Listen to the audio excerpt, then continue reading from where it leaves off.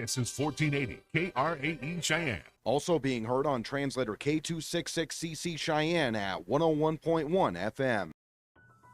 It's time now for something new for you. It's KRAE Reports, a week in review. And now let's check in with our program right here on 1480 KRAE Cheyenne. Morning, Larry Peroletti, along with Nick Peroletti. We get a chance today in a subject that has been brought up numerous times. Matter of fact, I think most recently, Nick, when we had a city council member who has been reelected since we last talked to him, Mark Rennie, a thing that has been very prevalent in the city of Cheyenne, and I use two words: affordable housing. Well, we get right down to the nuts and bolts of affordable housing. And we bring on our very special guest this morning, Brenda Birkle, who is going to tell us a little bit about herself, and hopefully we can try to delve into the two words there, affordable housing. So, Brenda, good morning. Thank you for joining us, and let's look at that resume that you have for us. It sounds pretty intriguing. Good morning, Larry. Good morning, Nick. Yes, I am the executive director for My Front Door. We are a nonprofit that concentrates on financial literacy and first-time home ownership and ending poverty through home ownership. I am a wife, a mom, a daughter, a pet parent, and all of those roles certainly are significant in making the passion in me want to create a community that for all residents to thrive. You know, having lived here since 1986, when I hear the words affordable housing, back in the day, it was primarily for senior citizens affordable housing. And we were fortunate. I know on the east side of town, a lot of affordable housing apartments were built, especially for the seniors in mind. But the term affordable housing now expands to everybody, where again it's not just in Cheyenne, it's nationwide. Larry, correct. It's so what I found with my work as the chair of the Affordable Housing Task Force is that it's not necessarily affordable housing, but it's housing affordability. And HUD really defines that as spending no more than 30% of your gross income for housing and utilities. So housing affordability, if you make $300,000 or $30,000 a year, you should be spending no more than 30% of that on housing. Affordable housing then falls under that and has historically and traditionally been thought as a sector where it is subsidized in some form or fashion, whether it's through housing choice vouchers with the city, or whether it's senior housing, or even sometimes non-market housing, which is for folks that are not living independently, that kind of thing. Explain to me a housing choice voucher. So a housing choice voucher would be offered as a pass-through from HUD through the Cheyenne Housing Authority, where a resident that qualified with their income and all of those criteria that's required of the program would be able to get a location of their choice, and the landlord would agree to work with Cheyenne Housing Authority, and Cheyenne Housing Authority would pay the landlord directly for the portion of that rent or payment that the resident couldn't afford. So the resident would pay what they could afford, and then the housing choice voucher would pick up the remainder. So, Brenda, as we, again, talk about at least your experience here in town and, again, what you're a part of, the main crux of our conversation will be focusing on the Affordable Housing Task Force that has been created here in Cheyenne. But let's get into that of what the task force is, when did it start, how did it come about? Let's get into that. You bet. I have to say, after Mayor Collins took office, one of his first and primary concerns, and one of the areas he knew and the council knew that they needed to make inroads on, is affordable housing and workforce housing. And the two are kind of synonymous because the vast majority of our household incomes fall into that time or that sector. So Mayor Collins went about kind of putting together a resolution for the city council to consider, and that resolution stood up a task force that had three charges. One was to evaluate the policy and policies that existed or potentially policy gaps. Also evaluating and looking at market, what the market needed, and projections for housing needs till 2030. And then finally, the last third of that was really bringing to the mayor and to the city council best practices and innovations and things that would benefit our community. So we kind of broke that scope of work up into three working committees, and that's what we concentrated on. We were fortunate that for the housing assessment piece, Austin Rodemaker with Unaccompanied Students Initiative, who went through the U.S. Air Force Academy's cadet program, saw that they had a capstone program where they would work with organizations or take on projects, and we were fortunate that the housing assessment piece was one of those projects. So the Air Force Academy really put together that piece, and our thanks to many people who worked to support the task force behind the scenes in Austin was one. So, Brenda, again, with you being a part of this task force for, again, a couple of years now, and something that, again, we've had Mayor Collins on, and that has been kind of the main topic of conversation is affordable housing here in the city of Cheyenne. But what have you seen over the past couple of years? Again, this is a crisis not just hitting Cheyenne, but again, across the state of Wyoming, again, across the nation at this point in time. I guess specifically here in Cheyenne, what are you noticing is kind of the big contributing factor? Is it just lack of units, lack of homes? Is it just cost of equipment, again, construction costs? What is kind of the big contributing factors of why affordable housing is at a crisis point, especially here in Cheyenne? so I think crisis points tend to fluctuate depending on what the market brings, right? So of course, recently, I'm sure everybody's noticed that the interest rates are going up, and that has an effect on who can afford what within the market. But as recent history has borne out, when we have really low interest rates, that creates another problem. So I think whenever you have different stimuli applied to a problem, it just creates a different effect. But what we have not had is necessarily a concerted effort to work with a strategy that leverages all portions of the equation. So for example, having real efforts toward public-private partnerships, having real efforts when we look at the housing continuum that's represented in graphic in our final report to the city, it really kind of gives a perspective of everything from 0 all the way up to 120% of area median income, or AMI.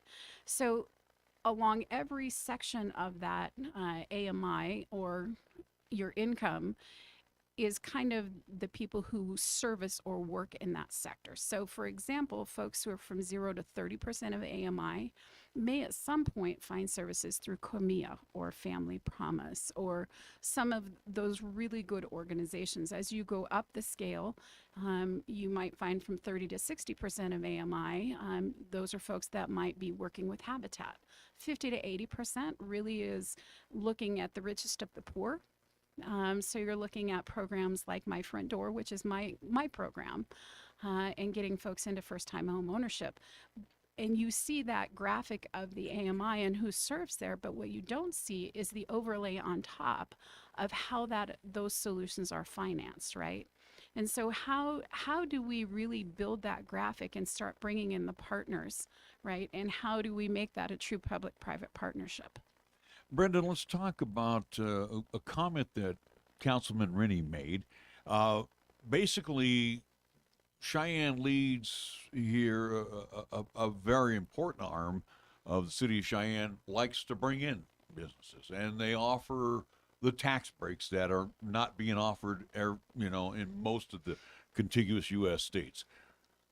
But as I recall from our conversation with Councilman Rennie, land is now becoming more of the issue than anything, and the thought process is to build up. This task force that you're part of right now, what are you looking at, and is this something that you try to sit down with developers to possibly sway them into putting together affordable housing units wherever they get that opportunity to build?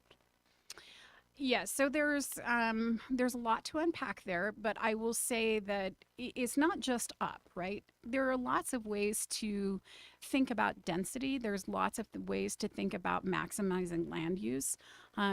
Being able to take and redevelop or create better infill is one way to put those housing units in there, but also, kind of thinking about, do we need the full setback on properties? If we have a really large lot and we reduce the setbacks and it still is, and it doesn't decrease safety at all, can we get 2 units on that piece of land? I mean, it doesn't necessarily have to be up. There are many other ways to think about that. I think also it's important to know that there were 2 developers on the task force, builders, developers. So we had that voice. We also had, at various points in our work over the last year, we had various panels. One of them was builders, developers, and kind of figuring out what was most concerning for them.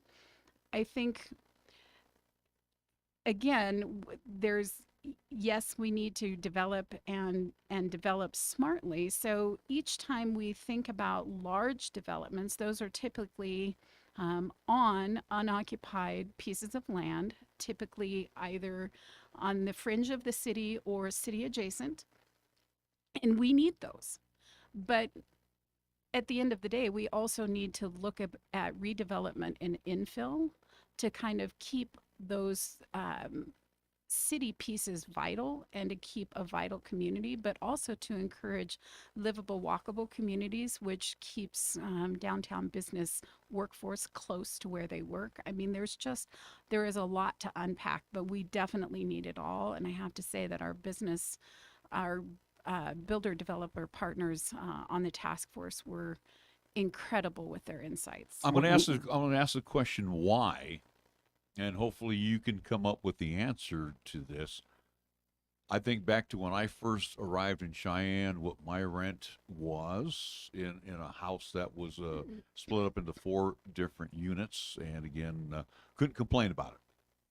Then I look at where we're at today, and matter of fact, Nick and I have had this discussion before.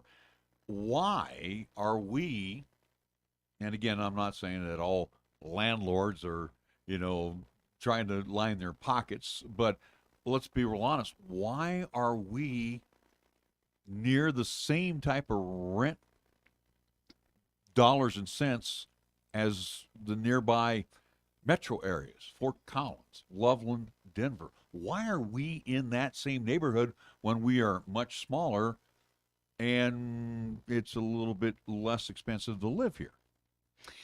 Well, I think first let's start with it. As a property owner who would rent properties, and I'm not one, but I can say that they likely will charge what the market will bear. And profit is not a dirty word, right? And so we're all capitalists. Right. And I think that being able to look at a property and how it maths out, I think that's the first, that's the first leg of a free market economy. So I support those property owners that are charging what the market will bear, but it will bear it because there is not a lot of competition, right? And so Cheyenne Housing Authority, in their panel discussion with the task force, had at the time, in July, August timeframe, 1,800 on the waiting list. I know that Natrona County's their housing authority had 1,400 on the waiting list. So we don't have a whole lot of competition for rental properties. I will say that was one area where Mayor Collins has really put forth a lot of concerted effort. And I think those are all very good things. I will also say that when you look at it's funny how one sector or one section affects another. But you mentioned earlier, off mic, that senior housing and what that might look like. We don't have a whole lot of senior housing options available that are truly independent senior housing, not associated or affiliated with a facility.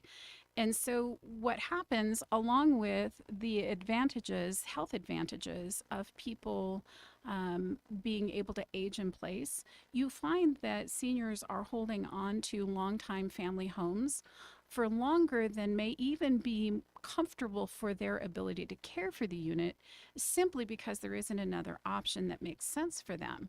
So when those homes are held privately and they're not put into market churn, and those houses, which are not new, typically would be good rentals or would be good first-time starter homes, right, with families, they aren't hitting the market. So I mean, there's a number of reasons that we don't have more rental units. That might be one.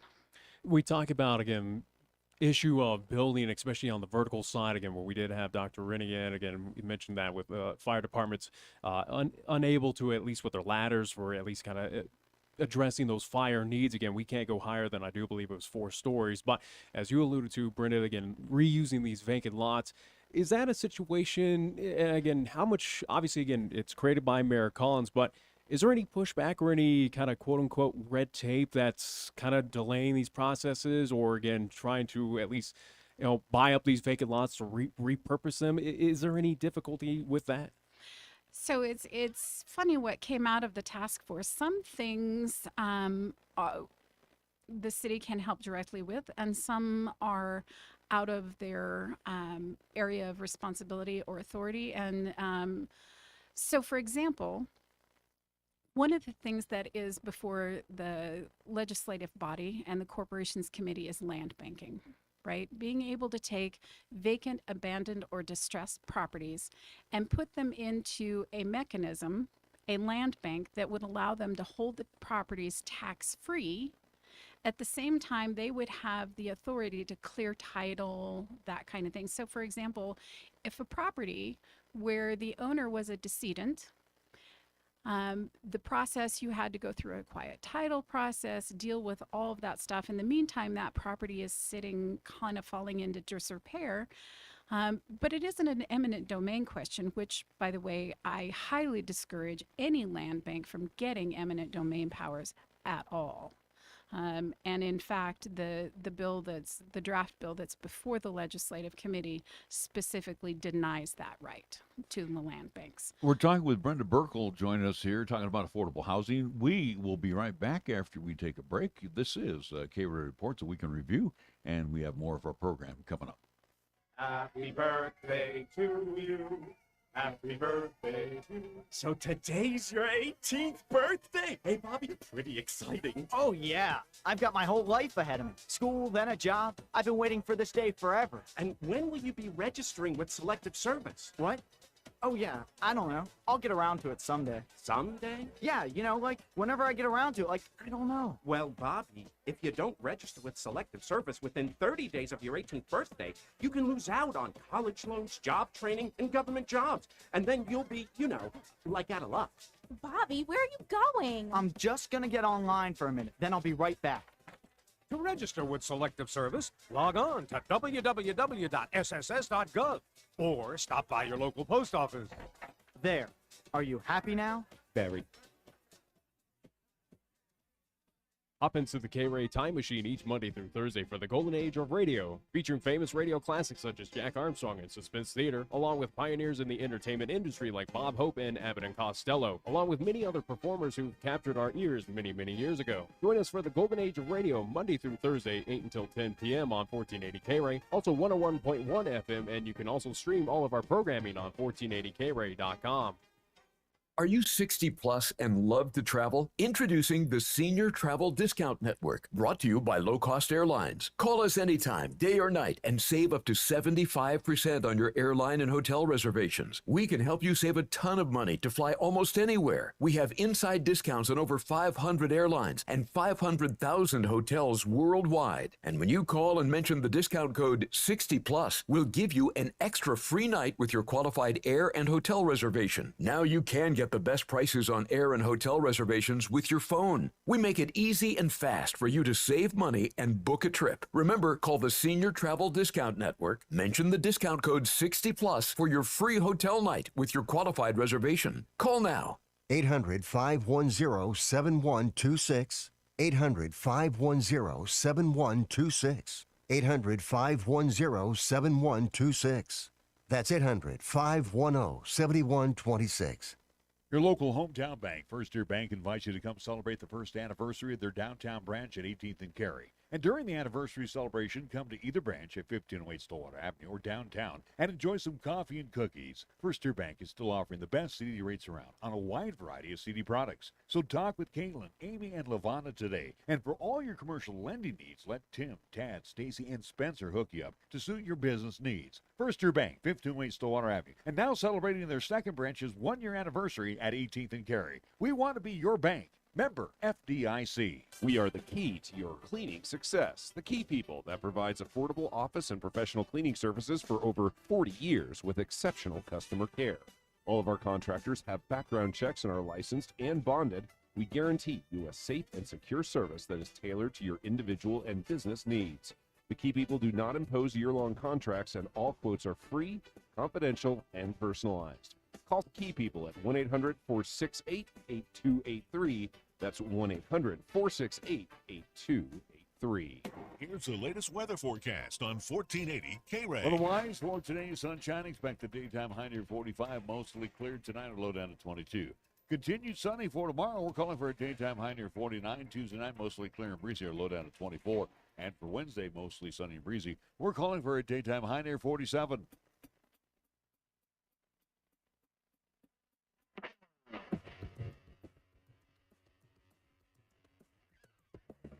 We welcome you back to KRAE Reports Week in Review. I'm Larry Proetti, along with Nick Proetti. Brenda Birkle is our special guest, again, part of the Mayor's Task Force, here to help people find affordable housing.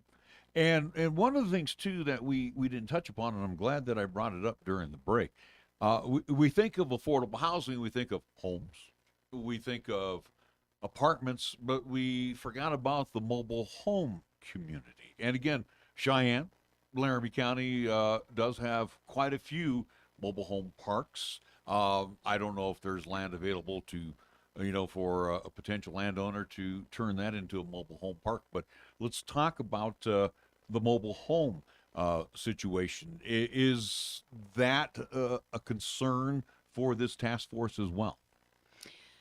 Well, I don't know that it rises to the level of a concern, but I can say that you can really evaluate the structure of mobile home parks and think about them in terms of the owners don't necessarily build equity in their property at the same rate a homeowner would, and in that way they also don't build long-term wealth in the same way a homeowner would that has stick frame where they own both the land and the mobile home. The other piece of that is that when you look at financing a mobile home, if it arrives on wheels, it has the property tag, it does not have the red tag, which is a manufactured home, it is loaned on as property. So they don't actually build equity in the same way. It is a depreciable asset.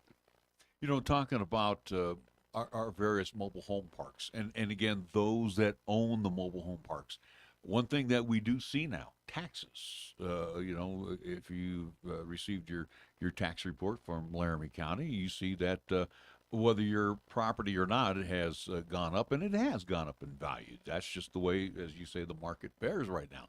So again, too, going back to the mobile home situation, lot rents and all that, are we starting to see, and again, I was throwing a number out at you and you said that those days have long gone. So we're starting to see not so much that the landowners or the landlords of these mobile home parks, but hey, they've got the tax base they got to take care of. But we are seeing lot rents that are starting to, I don't want to say get silly, but get up there in value. Yeah. So, and again, I just to preface it and say that mobile homes and mobile home parks are a part of what can be a solution to the problem. I don't want to discharge any kind of property tenancy or type. The fact of the matter is that a mobile home park has to increase their costs over time, and I mean decades, to keep up with things like repair and cost of improvement, taxes, and all those things. It's just a fact. However, as many of the units age in that mobile home park, particularly for long-term tenants who might find that repair or renovation is necessary, at the same time their lot rent goes up, but their income doesn't necessarily, that can present a problem. It's certainly a consideration. I don't know that it's a concern, but it's just as we reflect on the types and tenancies and what's available in the city, that has to be a consideration. Affordable housing has been kind of an issue, for many years, if not decades, again, across this land. Again, not specifically here in Cheyenne, but again, across the nation. But, again, it seemed like it's peaked here, especially due to the global pandemic, where right now here in 2022, again, November, pandemic has been officially kind of declared that it is done. And again, life is kind of gone back to normal, so to speak. You mentioned the number that we have on the waiting list, 1,800, I do believe, again, here in the city of Cheyenne, or at least Laramie County.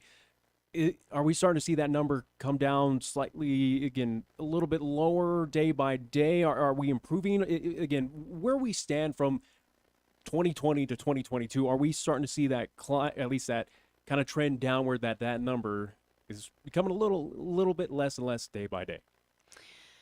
So I won't be able to speak to the math on what that looks like for Cheyenne Housing Authority, but from an outward perspective, I mean, when you look at who the market affects most, it's the folks who can afford it least, right? So when you have more units on the market for a longer period of time, and I mean, it was hours at some point, and at some point we thought we were doing well when units stayed on for a period of days.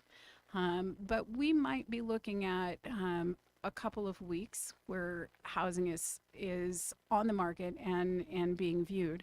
What that really means is there's more to choose from. So people who used to have their non-negotiables fly out the window are looking at it and saying, okay, well, I can have a few non-negotiables. But that's offset by the increase in, but can I afford those non-negotiables? Because the prices are still holding pretty strong. The value of the homes are still holding pretty strong. So I would look more toward the first quarter of next year to kind of see what that fallout might look like. Brenda, let's talk about federal housing. And again, we have our own Cheyenne Housing Authority. We have our task force.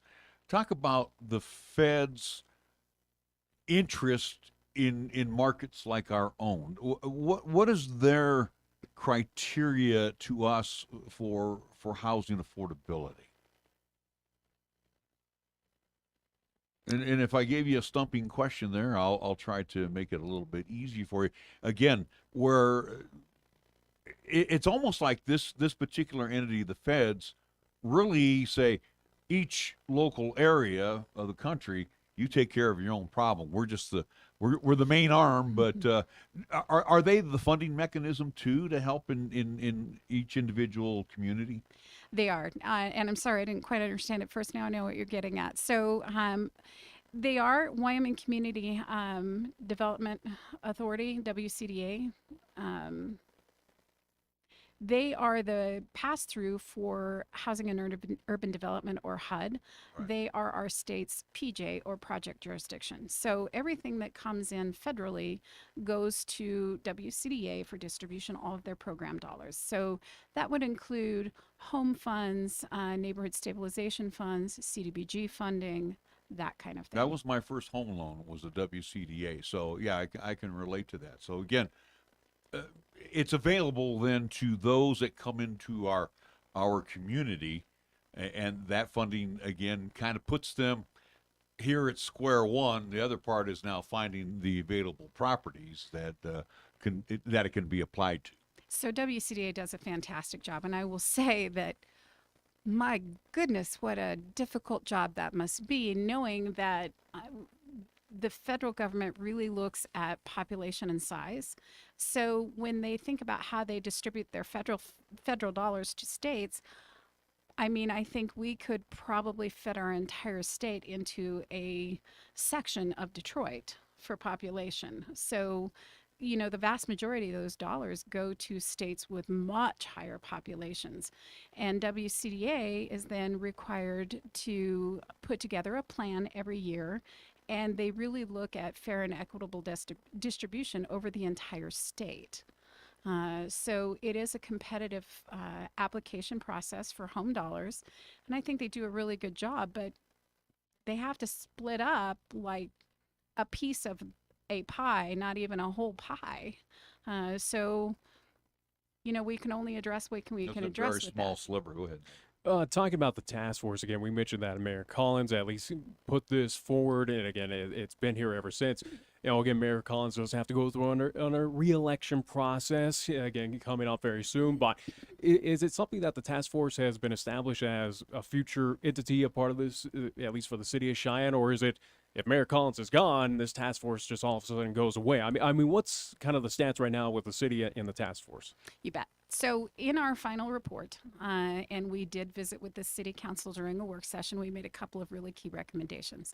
One of them is that the city of Cheyenne establish a housing and community development office, much like the Longmont, Colorado office.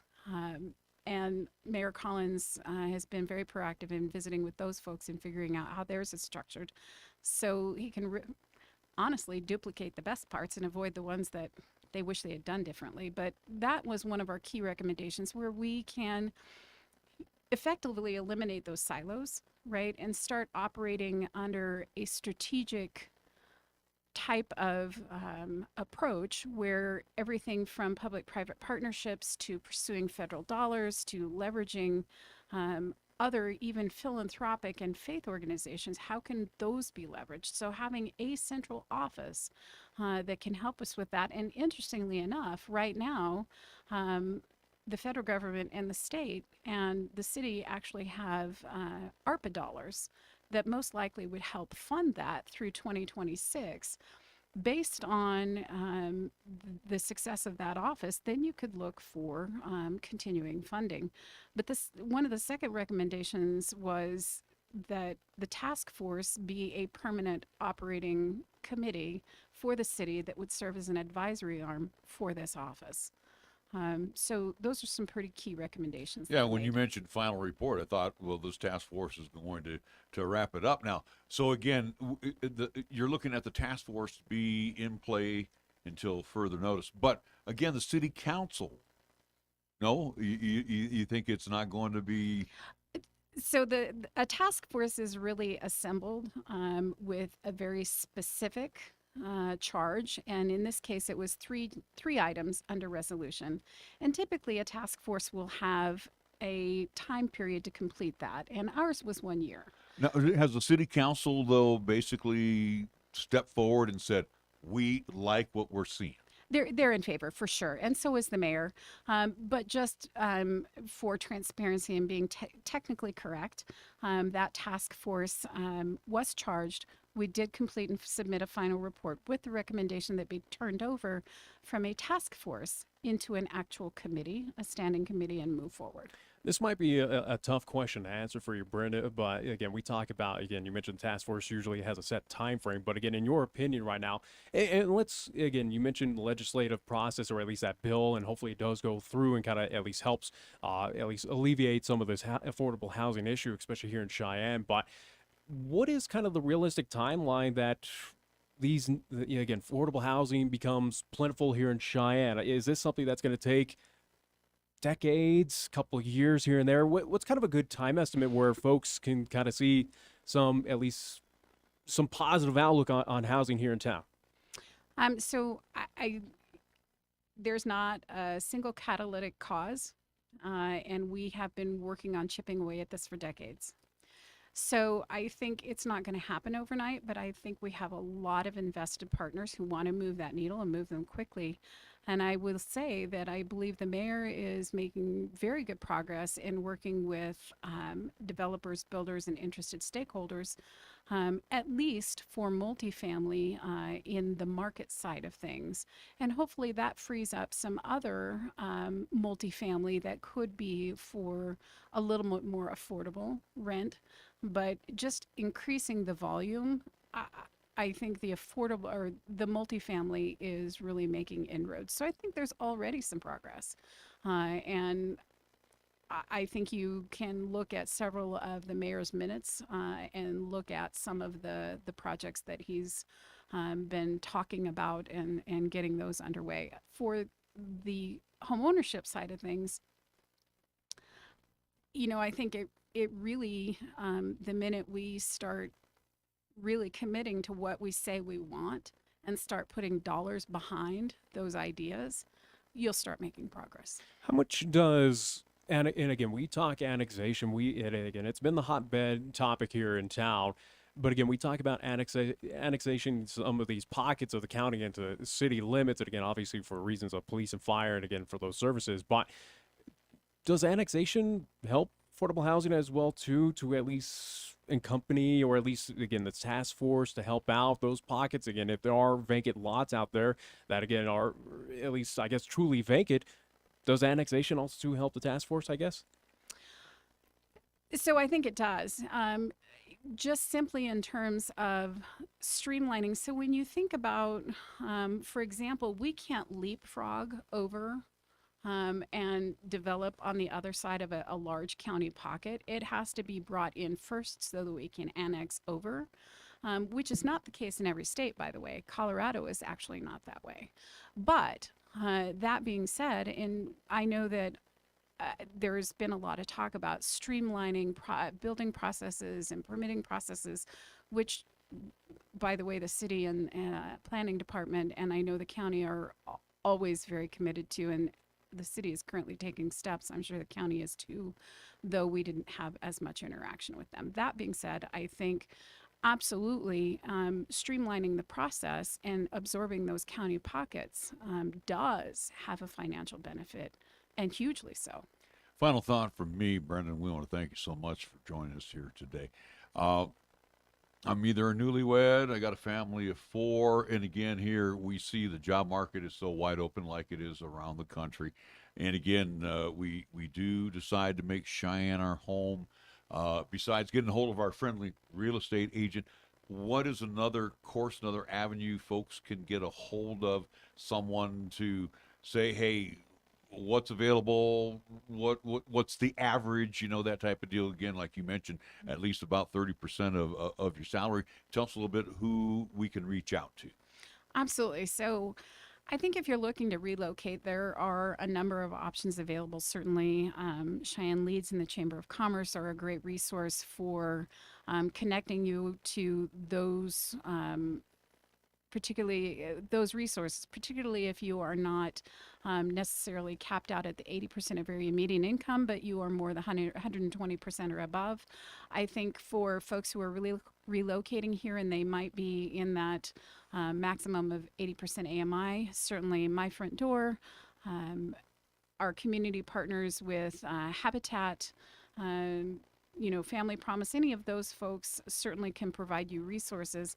But also, I don't think it's ever a mistake either to kind of check into the culture of the community and check out some of the things that are happening in the community to figure out not just do I want to move there, but I want to move there, so where in the city do I want to be? Find out what the neighborhoods you're looking at, what they have for character, what's going on in the city. Those are always very good things. All righty, Brenda Birkle, thanks so much for joining us here on KRAE Reports, a week in review. And again, too, hopefully we can eventually put this to rest. I don't know when, but we'll keep you updated. We will take a timeout. We'll come back with more of KRAE Reports, a week in review, right after this. Check out the huge savings this week at Town & Country Supermarket Liquors. Here are just a few of the terrific weekly specials. It's your one stop to shop for these Super Radio buys, heard only right here. Black Velvet Canadian Whiskey, 1.75-liter bottle, $13.49. Pabst Blue Ribbon Beer, 24-pack, 12-ounce can, $16.99.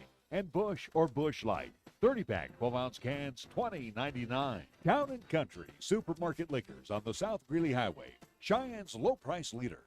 MHP is a certified public accounting and consulting firm located in Bow, Cheyenne, and Fort Collins, offering accounting, tax, and consulting services to businesses, not-for-profit, government, and individual clients. MHP takes pride in their commitment to providing close, personal attention to their clients. They also continue to invest time and resources in continuing education, state-of-the-art computer technology, and valuing their relationships with you. MHP is a proud supporter of local and UW athletics. MHP, 314 West 18th Street, or call 634-2151. At the Cheyenne Regional Cancer Center, we take a caring, comprehensive approach to cancer treatment and prevention. To best serve your needs, we provide chemotherapy, radiation oncology, and infusion treatments, as well as the quality care, resources, and support you need from one warm, welcoming location that's close to home.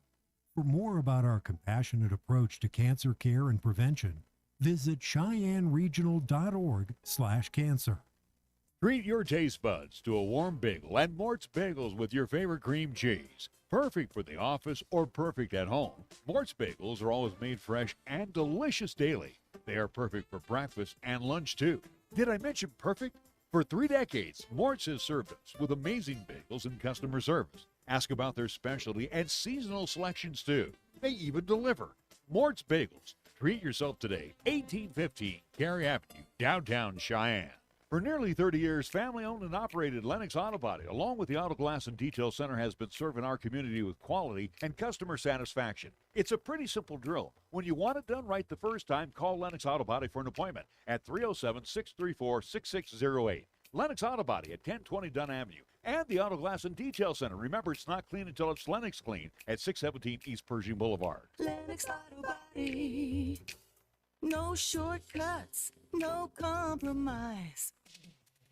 Your locally owned and operated radio stations, KYOI FM and 1480 KRAE AM, are just that, local, serving Cheyenne and Laramie County, where your advertising dollar stays local too. It doesn't end up in Colorado, Oklahoma, New Hampshire, or even New York. We conduct business here, we shop here, and we live here. And we support our entire community 24/7, 365. Just because it has a window dressing doesn't mean it isn't a facade. A reminder from KYOI and 1480 KRAE. Here's the latest weather forecast on 1480 KRAE. Otherwise, for today, sunshine, expect a daytime high near 45, mostly cleared tonight, or low down to 22. Continued sunny for tomorrow. We're calling for a daytime high near 49. Tuesday night, mostly clear and breezy, or low down to 24. And for Wednesday, mostly sunny and breezy. We're calling for a daytime high near 47.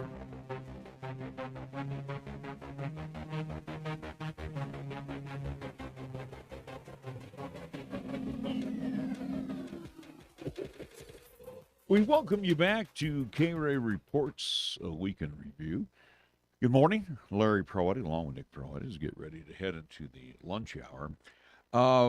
some other things to discuss. And again, well, I mean, we can at least kind of recap of our conversation with Brenda, which again, we appreciate her coming in and giving us at least some great information on a very complex topic. But again, it's a hotbed topic that again affects here in Cheyenne. Again, it affects throughout the entire state of Wyoming and again across the nation, where again affordable housing, which has been a crisis, or at least has been an issue for the longest time. And again, I would say even, again, it's stemmed all the way back here in the early 2000s that, again, it kind of hit its peak, or at least it's at crisis mode here due to the global pandemic with all the situations, again, building materials, influx of people moving from this or that community, again, with markets as well, too, going, at least kind of going up in favor of those specific landlords or again, landowners, again, throughout this nation. But it is a very complex topic that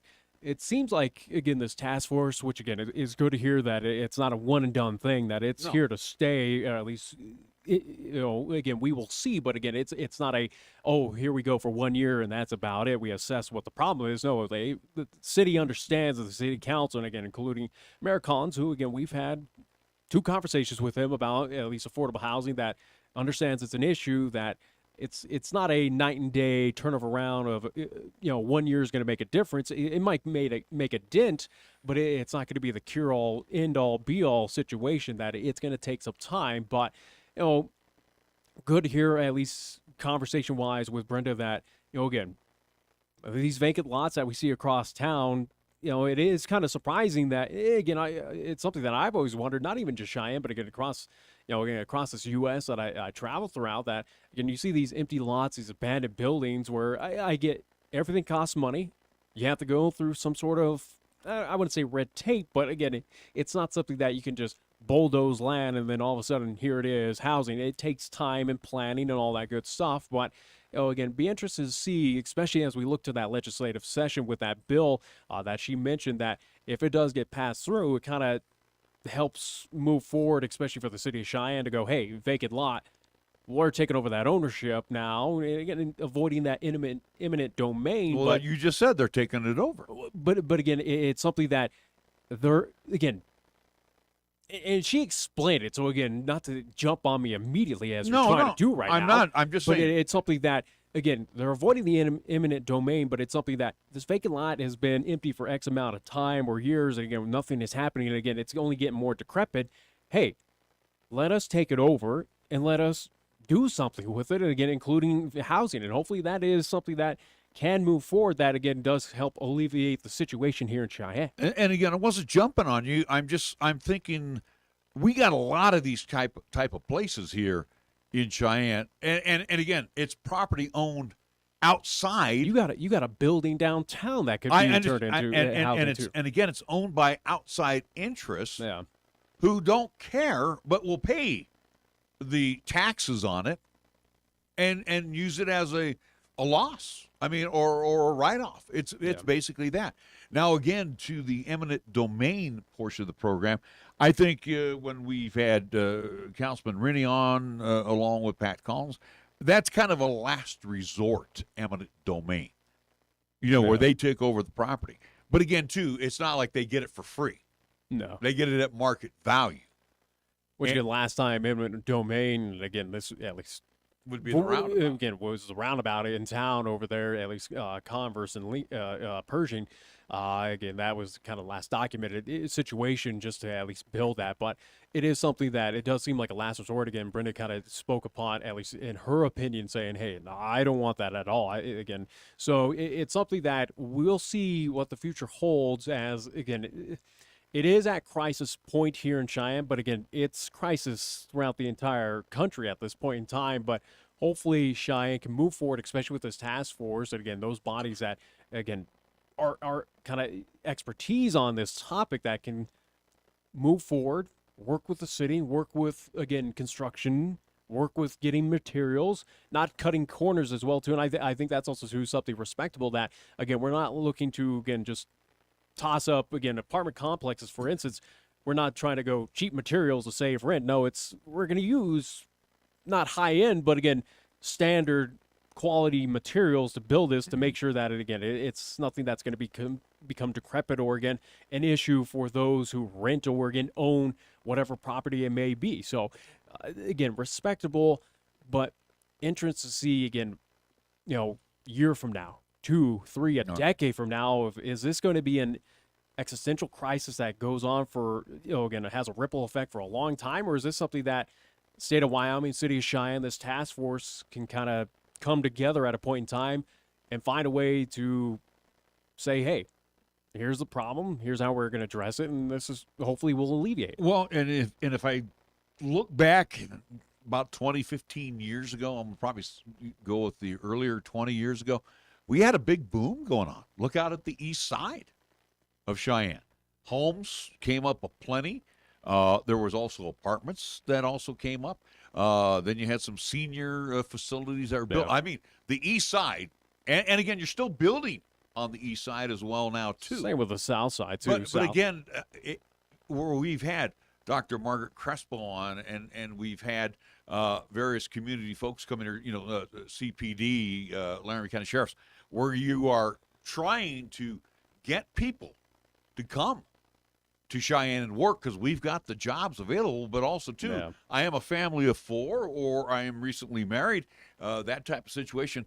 I got to find somewhere to live. You can't live in a hotel.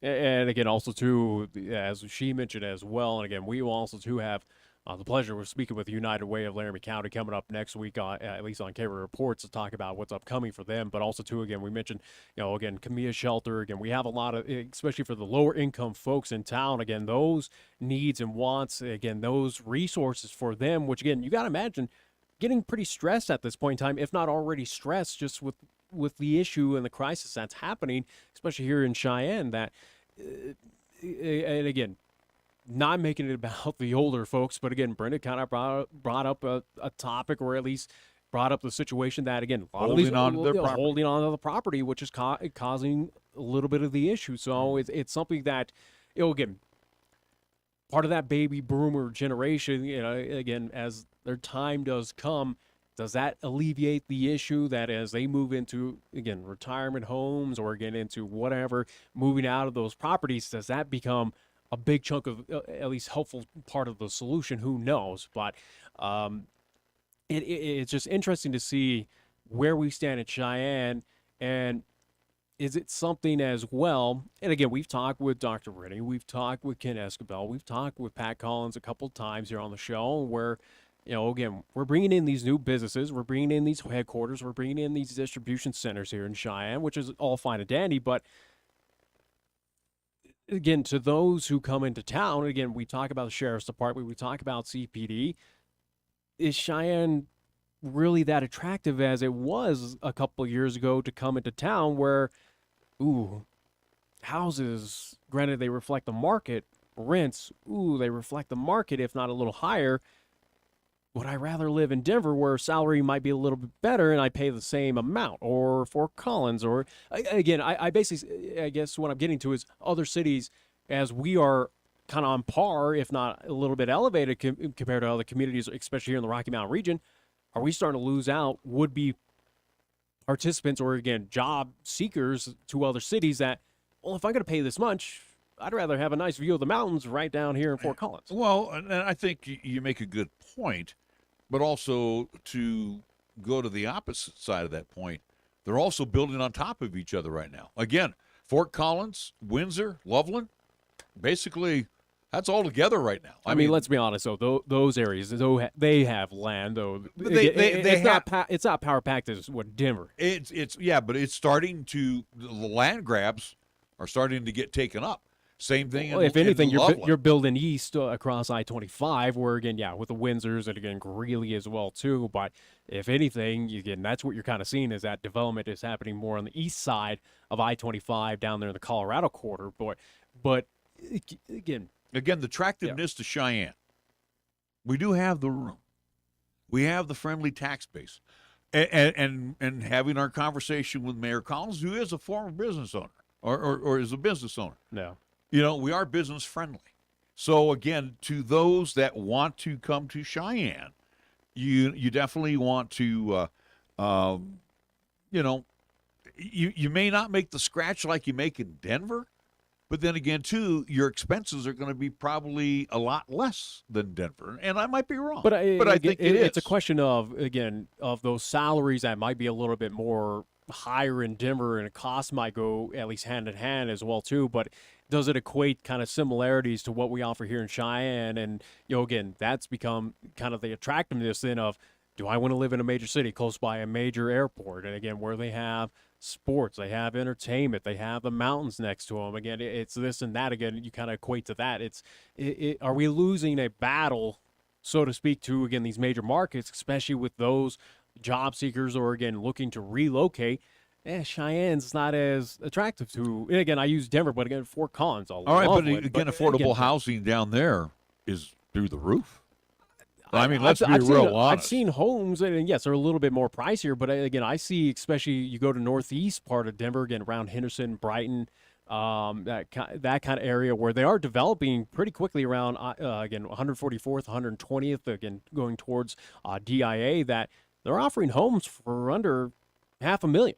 For about 400,000, 300. Again, it looks like good-sized homes that they do advertise down there. So it's not like it's $1 million property that you're looking to get. But you're saying $500,000. Think about what you have to make to move into a property. And again, by today's standards. Think about what you have to make. And again, this goes into another topic where, again, there was a recent study that came out, and I read it again. I failed to remember the source that it came from, but again, it was Fox News, CNN, something like that. But comes out that, hey, 50 to now 60% of millennials, or again, my generation, again, that age range, are right now moving back home with mom and dad because they can't afford rent. They can't afford a house. Yeah. So, again, it's something that, the houses are available, the rents are there, but again, it's the key thing that we go back to. It's affordable housing, which is it's existing, but it's becoming less and less. Well, and again, too, and just to throw out your number there, $500,000. And again, with interest rates, because again, inflation has going up.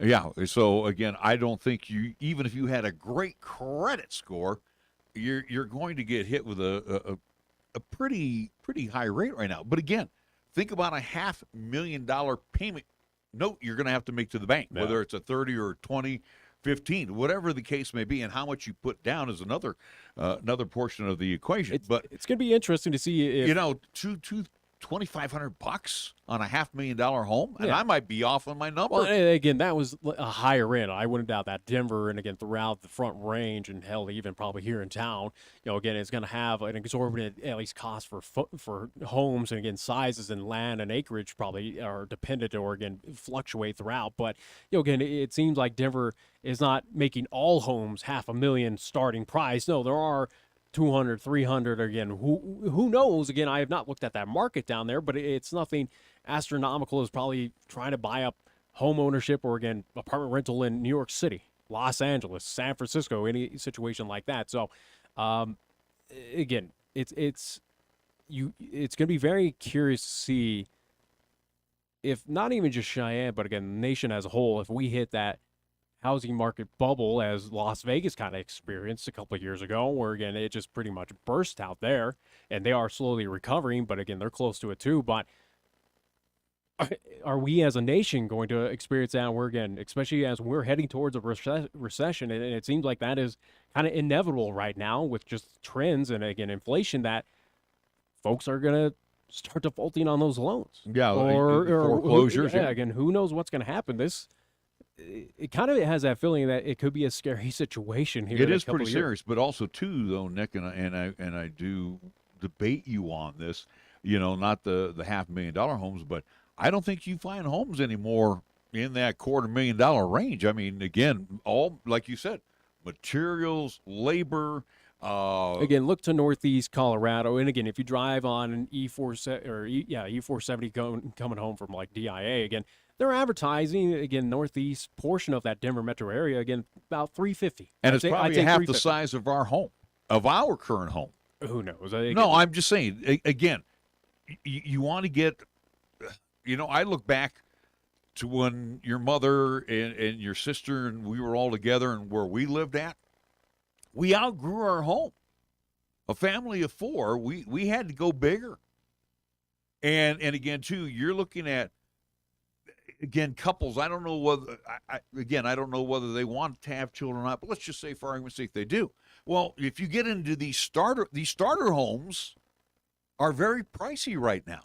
That's just it. Starter homes are pricey. Then you want to move up, it gets even more costly. So again, it's a trend that is going to continue to go up, Nick. It's not going to come down. And I'm sorry for those that need to rent instead of buy. I just don't see any end in sight right now. And again, what Brenda was saying, what the market bears. Well, again, if they're paying X down in Denver and they're paying X in Fort Collins, Loveland, why can't we get that same kind of scratch up here? Do you foresee it, again, not to be grim on the situation, but again, we talk about the baby boomer generation, again, as they are getting older and they're getting to that point. We're dying off. Again, is it something that, is there alleviation on that, where, again, those folks who are forced to sell the home, or, again, they, obviously do not own it, or, again, are deceased passed on, again, does that have a growing trend? Again, obviously can't give you that answer. And again, be curious to see what that does. It's up to families. First off, again, and I'll use your grandmother in case. My mom, knowing that she was dying, wanted to die in her home. Well, that wasn't the case when I had to go down and take care of her in her final days. So what did I do with the home? And this in California. So obviously California's like, yeah, we definitely need the property. So again, it's up to family ownership, what they want to do with it. But you can't force anybody out. Again, if you own the home outright, it's their prerogative what they want to do. And again, they can read the paper and say, oh, there's a housing shortage. Oh, I'm going to go and stay at one of the facilities that they offer here. I'm going to go into a retirement home. Most people don't want to leave their home. This is why, again, I believe that we're probably set, and again, it's not going to happen overnight, but it's going to happen probably within the next couple of years. You got to imagine that we're going to hit a housing bubble in pockets around this country that folks are going to look at these exorbitant costs, again, as these baby boomers, or again, whoever loses, again, are out of those homes, that, yeah, the cost is going to, or at least the market sell price is going to probably reflect the market and go up a little bit higher. But again, of my generation that can't afford that, or again, doesn't want to take on that risk, or again, that high debt, again, are we going to be at a point in time where, again, these houses just kind of sit there vacant, where no one's biting on these prices because they just can't afford it or don't want to at this point in time? More than likely. Again, that's kind of the concerning situation, is that, yes, even with that generation kind of moving on, and those apartments, houses, trailer homes, whatever it may be, become available, who's going to be buying for it? I mean, people are buying for it right now, and who knows if that's just out of pure desperation or what's going on in the situation. But you got to imagine there's going to be a point in time, a breaking point, that folks are going to look at and go, for a one-story house for $500,000? No, I'm not going to do it. Yeah. Man. And move on, or find something else, or who knows at this situation. Again, it's going to be very, very curious, very interesting to see. And I'd give it over the next decade to see if this housing bubble bursts at a point in time. And again, could it happen here in Cheyenne? I would say we're not safe from it. I think that we're at a great risk of a situation like that, especially as we are still dealing with this affordable housing crisis here in town, that solutions need to be kind of come up with, and figure out a way to alleviate the problem. But also, too, Nick, and you said this early in your conversation, like some of the properties here in Cheyenne, what's to say, hey, if I'm not going to get my money, I'm not going to sell it. It's not costing me anything. So again, there is. It just becomes another vacant. It becomes another vacant lot, and again, it becomes blight. Yeah, it becomes blight, and does it eventually force the hand of the city of Cheyenne, or at least Laramie County, or again the state of Wyoming, to basically say, desperation mode, we don't want to do eminent domain, but we got to at this point in time. You're not giving it up. We got to take it from you. And that's, again, in my opinion, that's very scary. Again, government overreach to kind of go, hey, no, what's yours is now mine. I don't want that to happen. But again, will we get to that scenario? I hope not, but I could see it, though. I could see that situation where, again, someone holds on to that property, it becomes decrepit. Whatever is on that property becomes, again, just, again, it decays over time. At a point in time, you got to imagine that city or whoever's going to look at it and go, no, we got to do something with this. We're taking it from you. We got it. All right, we're going to move into hour number 2 of KRAE Report so we can review. We'll be back right after this. This is 1480 KRAE Cheyenne. It's For almost 60 years, 1480 KRAE has been Cheyenne's home for good times and great oldies. Add to that live play-by-play sports featuring high school football and basketball, along with LCCC men's and women's basketball. Now combo that with KYOY FM, and you have Cheyenne and the area's only locally owned AM and FM radio stations. But we don't stop there. We also have 2 FM translators which serve the area with programming from both KRAE and KYOY. And that equals a lot of bang for your advertising dollar. Radio yesterday and now today, along with our websites, web streams, and digital ventures, makes us your one-stop shop. For more information, please call Larry Proetti at 307-637-0301. Capital Lumber is lumber one in Cheyenne. Are you listening? We're all the lumber store you'll ever need.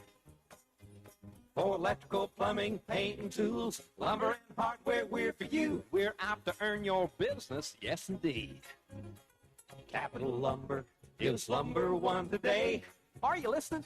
Capital Lumber's at your service all the way. Remember, for all your lumber and hardware needs, stop at the family-owned and operated Capital Lumber Company at 1222 Dunn Avenue in Cheyenne. Attention! This is a public notice from the Social Security Disability Helpline. If you're one of the millions of Americans who are disabled and unable to work, you may be eligible for disability benefits from Social Security. Receiving benefits is your right. If you suffer from physical or mental disability, whether you're applying for the first time or you've already been denied, we can help. We'll evaluate your situation and deal with Social Security on your behalf. Best of all, there's no fee until you receive your benefits. Remember, we only get paid if you win your case. There are many reasons and conditions that may make you eligible for disability benefits. Many of them you may not be aware of. So if you're disabled and unable to work, call now to get started with your free, no-obligation consultation. 800-797-0711. 800-797-0711. 800-797-0711. That's 800-797-0711.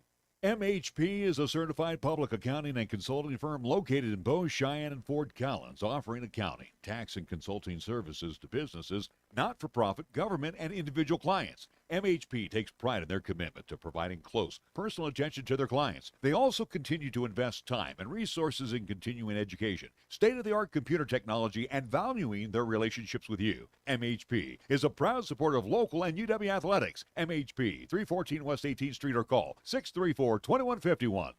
Have you ever met a single person in your life that enjoys paying taxes? No, no one does. If you can't sleep at night because you have a huge problem with the IRS, I've got some free advice for you. This service is strictly limited to individuals that owe the IRS $10,000 or more in back taxes. And if you qualify, we can guarantee that you won't be writing a big fat check to the IRS, or our services cost you nothing.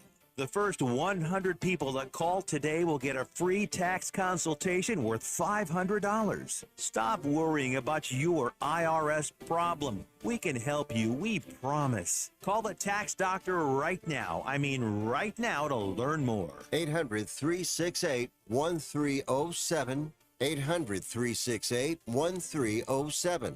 800-368-1307. That's 800-368-1307. Here's the latest weather forecast on 1480 KRAE. Otherwise, for today, sunshine, expected daytime high near 45, mostly clear tonight, a low down to 22. Continued sunny for tomorrow. We're calling for a daytime high near 49. Tuesday night, mostly clear and breezy, a low down to 24. And for Wednesday, mostly sunny and breezy, we're calling for a daytime high near 47. It's time now for something new for you. It's KRAE Reports, a week in review. Now let's check in with our program right here on 1480 KRAE Cheyenne. We welcome you back to our program for today, and a couple of things will actually, Yeah, I think we probably tackle a couple of them. And this one is kind of your bailiwick, Nick. You're very smart on this, where dads don't. Okay, again, not so much the social media stuff. Yeah, you are. Well, yeah, but I'm just saying, K2 Radio out of Casper, and I think I've mentioned this to you. I said, maybe we should be getting these things like an app for our radio stations, and evidently, K2 Radio got hacked on their apps, right? Yeah. So if you brought them up on your phone, evidently somebody hacked. Yeah, again, essentially it's an app that, again, you could bring up, again, listen live situation, again, their articles, again, it's essentially a version of their website, or again, other entities do have, whether it's in town or again across the state. For us here at KRAE, KYY, again, it's nothing worth investing on, just due to the fact that we are kind of small bed. Again, all our information is via, again, our websites, or again, through our social media sites, whether it's Facebook, on Twitter. Again, it's all there front and center. So, it's just a niche little thing that, again, some media entities do go into, but for us, again, it was not worth the cost, so to speak. But yeah, again, this is something, though, that K2 Radio up there in Casper ran into, where someone hacked into the app. But again, who knows if it was former employee, which it seems like at least Casper Radio up there is saying that. Again, it doesn't look like that was the case. But again, we run the risk on our websites, again, on the back end, and again, that's dealt with security issues with with our provider. Again, job, Facebook could get hacked, or again, Twitter account could be hacked. Thankfully, I have security measures in place, at least a couple verifications on our sites to prevent that. But again, as technology advances, again, folks who create that technology know how to kind of get in the back end behind it, or again, those who again hack, or again at least try to at least cause harm. They also try to be one step ahead of again security measures, or again try to figure out how to get bypass whatever system. So again, it's something that no one is safe from it, and it is what it is, especially in this K2 situation, where at least via their app, they send out a lot of numerous pro-Hitler and other anti-Semitic statements out to their, again, followers or listeners on that app. So, it's a tough situation, but it gives you an indication that, again, security measures, as much as you think they are at least kind of top of the line, can get kind of broken into if there is an easy route to find in that at least kind of backdoor way. And you're kind of third tier on this, because again, a couple people I know, and I'm talking, one that's really involved in computer sciences. I can go to our IT guy, and you, like I said, I'll give you the kudos that you are pretty well informed on this. But for my generation, guys like me, again, I know enough to get by on, just barely get by. Is there that perfect system out there to stop knuckleheads? Because again, it's obvious. I'm plain and simple, not really. Because again, look at the threat right now of our, again, we talk about cyber war, or at least a potential again war via cyber, where again, even the federal systems can be hacked into. Again, there is no perfect system out there right now. It's again, and that's even though they take a step forward, hackers, or again those groups that want to do harm, guess what? They try to take that next step, or try to keep on pace as they analyze and they understand more and more of these systems and find a way these backdoor entities. That's all it takes, is just one small slip up from someone, whether it is releasing a password, or again, you leave something idly by, you don't have a verification step in place. Again, it's this or that, where again, that you'll find that liability someplace, somewhere. And that's why, again, even on the federal level, I wouldn't say it's a cause for concern, but again, how many times have we've spoken for the past couple of years that will we have a eventual cyber war on our hands due to, again, network securities, or again, our network systems? Again, it stems back even to our electrical grid of, again, what happens if they are to get into that? Prime example here in Cheyenne, you look at, and again, our understanding, it was someone, or at least it sounded like it was someone on the inside. You look at CMRC, all that data, all that information, patient information, was all hacked and gathered. It happens.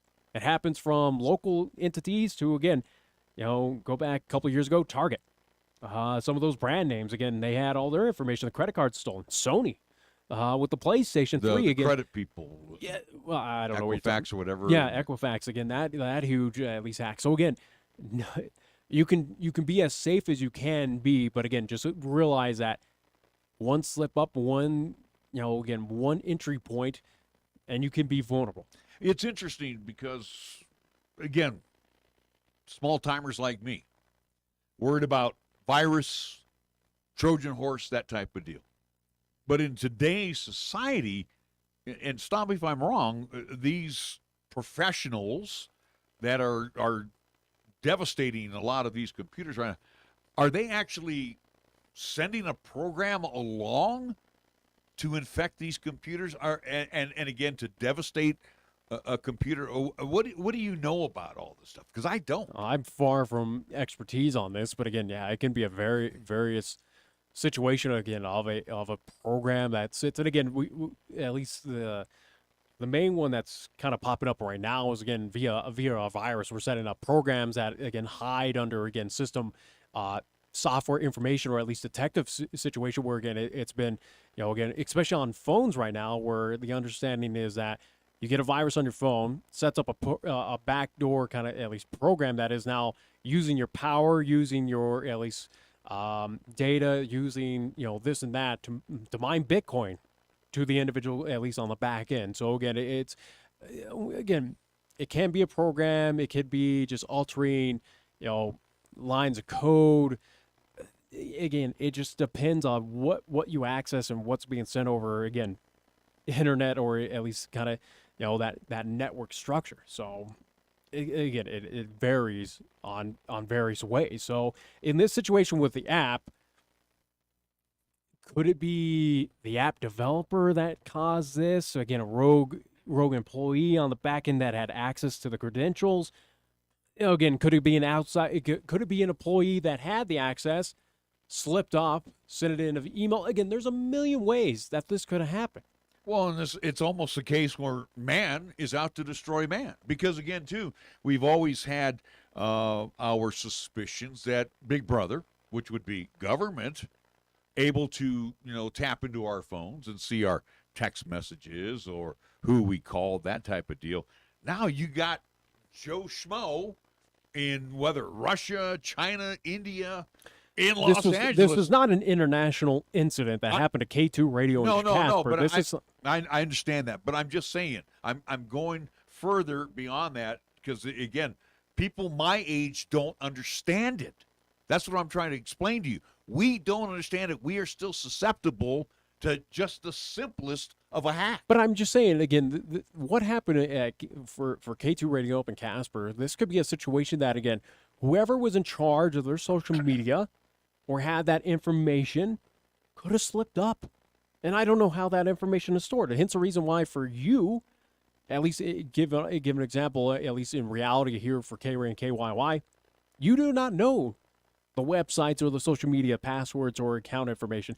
I take care of that just because, again, I don't know what you may do. You might accidentally send it in an attachment, send it to someone who, again, may use that, may use it against you.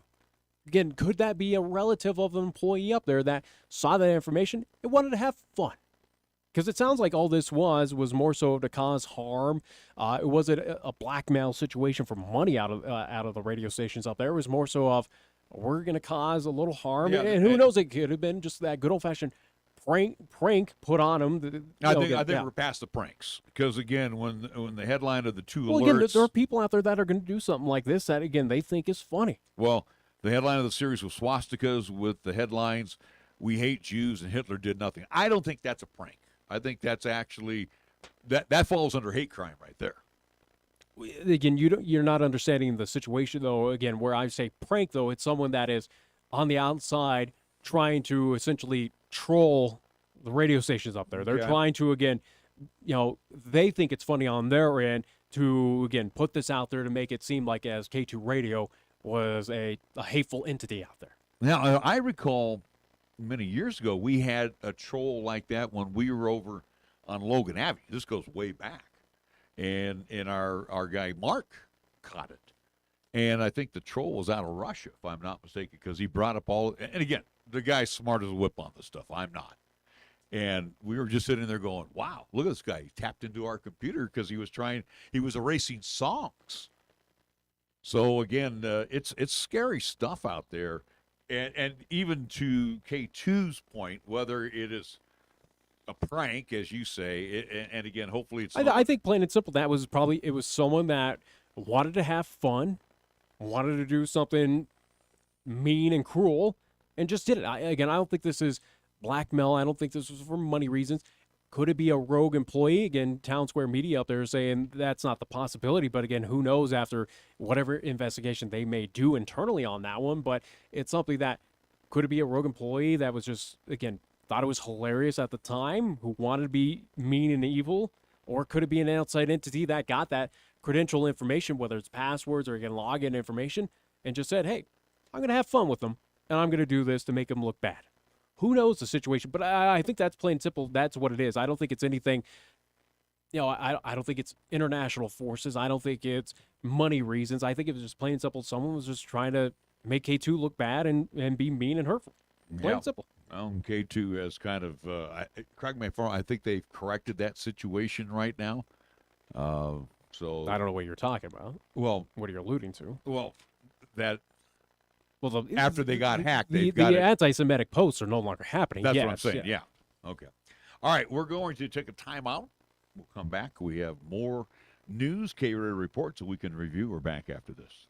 Chase a new adventure with a new Kia. I'm A.J. Miller for Kia of Cheyenne, and the all-new 2023 Kia Sportage is built for the rugged road with available multi-terrain all-wheel drive. Other available options include X-Pro trims, LED lighting, and advanced technologies like the 12-inch dual panoramic display. With Kia, get one of the best warranties in the business. Come into Kia of Cheyenne, call 775-0123 or go to kiaofcheyenne.com, and we'll make it easy. Are you 60 plus and love to travel? Introducing the Senior Travel Discount Network, brought to you by Low Cost Airlines. Call us anytime, day or night, and save up to 75% on your airline and hotel reservations. We can help you save a ton of money to fly almost anywhere. We have inside discounts on over 500 airlines and 500,000 hotels worldwide. And when you call and mention the discount code 60 plus, we'll give you an extra free night with your qualified air and hotel reservation. Now you can get the best prices on air and hotel reservations with your phone. We make it easy and fast for you to save money and book a trip. Remember, call the Senior Travel Discount Network, mention the discount code 60 plus for your free hotel night with your qualified reservation. Call now. 800-510-7126. 800-510-7126. 800-510-7126. That's 800-510-7126. Set my friend up here with the whole schmear. Clubs, bags, shoes. Shopping for the golfer on your gift-giving list this holiday season is so easy when you visit the Airport Golf Shop and the Prairie View Pro Shop. Right now, take advantage of 50% off on balls, bags, clubs, clothing, and accessories. You can also surprise your golfer for next season by getting their current set of clubs regripped or repaired. And make sure to check out the TSI drivers and fairways in stock so your golfer can see a big improvement in their game. Visit the Airport Golf Shop on Central Avenue or the Prairie View Pro Shop on Windmill Road. Call 637-6418 for more information. Do you need low-priced, quality health insurance for any reason right now? Then call myhealthinsurance.com today. We specialize in helping American workers find affordable health insurance. You can save money on dental, vision, prescription drugs, too. Our message is simple. If you want affordable health insurance for you and your family, even if you have a medical condition, call right now. Is right now the best time for you to start looking for affordable health insurance? We have hundreds of plans to choose from. With one free phone call, you can learn about an affordable health insurance plan that fits your budget. Don't wait. It's a free call. Call now. 800-915-5014. 800-915-5014. 800-915-5014. That's 800-915-5014. MyHealthInsurance.com is owned and operated by IHC Specialty Benefits, a licensed insurance agency. We are not an insurance plan or provider. Not all plans are available in all areas. You may be contacted by an insurance agent. For over 30 years and still delivering the results you expect is Cheyenne Auto Repair and Service. Larry Prolity again for cars in downtown Cheyenne, reminding you that John and his staff are there to take care of your vehicle's woes. From an oil change and replacing windshield wipers to digging deep into fixing your heating and your air conditioning unit or fixing your brakes and shocks, you can depend on Cheyenne Auto Repair and Service for taking care of most minor repairs. And most importantly, John is a TechNet professional, which says he is one of the best nationally when it comes to getting your car or truck back on the road as soon as possible. Check it out online, technetprofessional.com. Don't wait till the last minute. Have your vehicle serviced by one of the best in Cheyenne. Cheyenne Auto Repair and Service at 604 West Lincoln Way. Call for an appointment at 307-632-0498. Open Monday through Friday. It's always nonstop excitement when you visit one of our 3 locations of Wyoming Downs, inside the Outlaw Saloon on the South Greeley Highway, the Cheyenne Plaza, and at 1345 Delrange Boulevard, next to Culver's and Office Depot, where we offer many new machines and also have plenty of food and drink on hand in our spacious Delrange location. The action is always fast and furious with our pari-mutuel wagering from the nation's tracks and our pari-mutuel machines, which offer many different and fun games to play on. You can become the next big winner here in Cheyenne. Make sure to take advantage of all the promotions that we offer too. So come on in today and bring a friend to enjoy a lot of fun and excitement at Wyoming Downs in the Cheyenne Plaza, inside the Outlaw Saloon, and at 1345 Delrange Boulevard. Open 7 days a week. For more information, go to wydowns.com. Here's the latest weather forecast on 1480 KRAE. Otherwise, for today's sunshine, expect a daytime high near 45, mostly clear tonight, a low down to 22. Continued sunny for tomorrow. We're calling for a daytime high near 49. Tuesday night, mostly clear and breezy, a low down to 24. And for Wednesday, mostly sunny and breezy, we're calling for a daytime high near 47.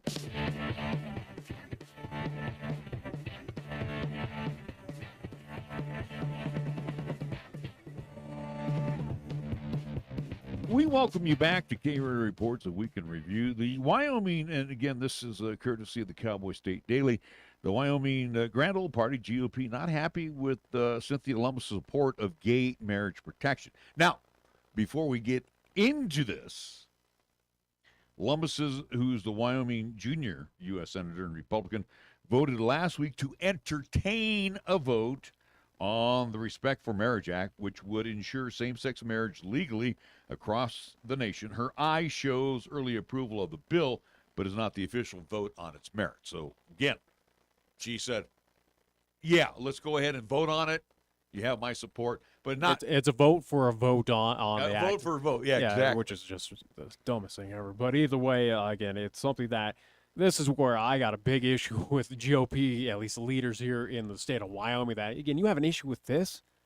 Where, again, this goes off of my pure stupidity, where, again, I thought under the Obama years, wasn't it pass same-sex marriage, again, legally across nationwide? And, again, it was up to the states to kind of go here and there of, all right, we're going to make yay or nay of this situation. But it's something... What? We did. Yeah, but it's come on now, 2022, again... Who cares who's getting married? What does it affect on you? And again, they bring up, Judeo-Christian kind of values and stuff like that. But is it really going to affect you, GOP leaders here in this state? Come on. You really got an issue with Senator Lummis to do something like this, to say yes in favor for what I think should be a fundamental human right to marry whoever you want?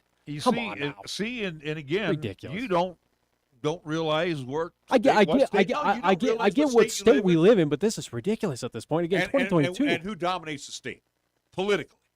The GOP. But you can't tell me that, again, the GOP is still the Christian conservative party that it was in the 90s and the 80s that were fighting for violence in games. Out in this part of the world, I'm telling you, you are wrong. You're used to living here in Laramie County. Then that's scary. You haven't lived in the outside area. That is a scary fact that we live that far back in the times that we're still having an issue with same-sex marriage that pretty much across the entire land is come to a custom. Again, equate the same-sex marriage to, again, what are we, Iran? What are we, Iraq? Where, again, they have an issue with that? Come on now. The GOP defines marriage as a union of one man and one woman, and adding that the party should keep in mind the Judeo-Christian principles of the Founding Fathers when they wrote the Constitution, and their belief that good moral behavior and the development of character help secure the other fundamental bases of our national citizenship. Guess what? I've met good moral characters that are same-sex married, that, again, are reasonable citizens, that pay their taxes, that don't meddle in anything else. They live their day-by-day lives, again, trying to, again, make that American dream real of, again, being prosperous. Come on now. Give me a better excuse than that. How ridiculous. Get with the times. This is ridiculous, Wyoming GOP. Come on now. Again, you have an issue with this in 2022, especially, and again, this is a major issue for me, just at least where we're complaining about this now, where, again, what is it affecting to you? But the other issue on top of this is we got to make a stance and an argument where, again, there's much more pressing issues that are affecting the country. You think same-sex marriage is going to cause the destruction of the USA and Wyoming? No, they just again, the party has its belief, and they were expecting Cynthia Lummis to respect the party's belief. And this is probably why, again, you're seeing it, again, for me, as a registered libertarian, at least of the state of Nevada, and eventually will here in the state of Wyoming, but it's something that you got to imagine for both sides, again, blue side, Democratic side, has got some bad ideas tossed out there from time to time. Mm-hmm. GOP's got some bad ideas, including this one, at least here in the state of Wyoming. This is ridiculous. That's your opinion. In my opinion, again, a little ridiculous. But how much is stuff like this swaying people, especially here in the state of Wyoming, to now shift over and go, ooh, come on. And especially my age group. I'll use my age group where, again, you take a poll. How many people across the state who, again, from, I'd say 18 to about 35, have an issue with same-sex marriage? I doubt that percentage is all that high, or reflects, again, what you kind of allude to. How you kind of wonder, especially on the GOP side, when you come out and do stuff like this, where you at least go, hey, we're not in favor of Senator Lummis to at least enforce or say yay to this act, is pushing that younger demographic, at least that younger population, to the middle, to that blue side, which shifts those votes in again, where it's a dark red right now, where it gets a little bit lighter, where, again, this growing generation that still sits here in this state looks at stuff like this and go, yeah, I don't agree with that. I'm going to go to the other side. That seems a little bit more reasonable. Okay, I'm going to throw this out at you. We, before the primary, we had Harriet Hageman going up against Liz Cheney. Now, Harriet Hageman, a pro-Trumper. Am I right? Mm-hmm. Liz Cheney turned her back on Wyoming and went against Trump, being a part of that January 6th committee and being very outspoken about Donald Trump. What is your point here? My point is that Wyoming, again, you live here in Laramie County. I think Laramie County is probably more modern than a lot of the state. Even I think we're even more modern than Natrona. Again, we're not a left-leaning like Teton or Albany or Sweetwater. I think we are. You got to have slightly away from the center, slightly away. But what I'm just saying, it leans a little to the right, but you're starting to see, again, that push to, again, the other side, if not to and the that's middle. what I'm saying. We're more, and I don't want to use the word common sense, but we see everything. We read between the lines. Yeah. And I'm saying there's parts of this state you are not going to change. There are parts of the state that are very conservative, right conservative. And you are not going to get the drill until you physically go into these parts of the state and see exactly what I'm talking about. Tough situation here in the state where, again, we're at least, again, now kind of referred to as the cowboy state. But, again, what has been our motto? The equality state. That's right. It seems far from equality to go, yeah, we're not for same-sex marriage. Come on now. Again, a little ridiculous. But I get your point. But, again, as ideas change, or, again, new voices come into the state, or again, differing opinions come within the state's borders now, especially due to, again, ties to the pandemic. And again, interested to see those stats of, again, those coming from those blue cities, bringing those ideals here to at least within Cheyenne or again throughout the state. But it is something that this topic, it feels like it should be a non-topic at this point here in 2022, where again, the favor, at least the for or against same-sex marriage, has got to be a significant percentage in more of the for side, and not just here in the state of Wyoming, but I think nationwide, that folks don't really. How many folks think this is an issue? Again, you brought up President Trump. I mean, he was kind of one of the first political candidates that I know of, and I think it is standard on record that he's a guy that basically kind of stepped up and said, hey, I'm for gay rights.